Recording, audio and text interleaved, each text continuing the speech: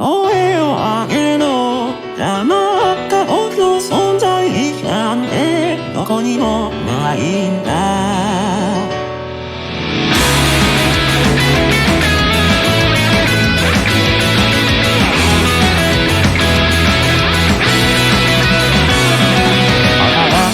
下ろすとすぐ土砂降りの雨で傘を持つとほら嘘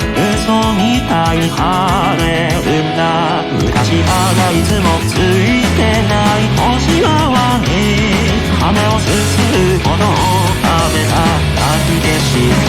代わりはいくらでもいて選ばれない自分うつむき歩き見つけた花の名は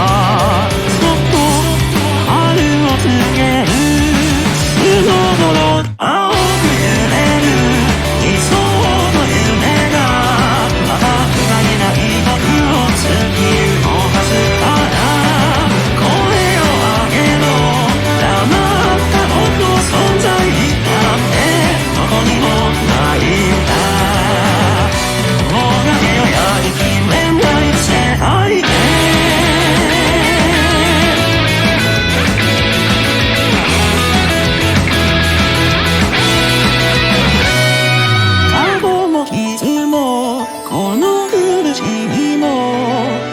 さずに向き合うことを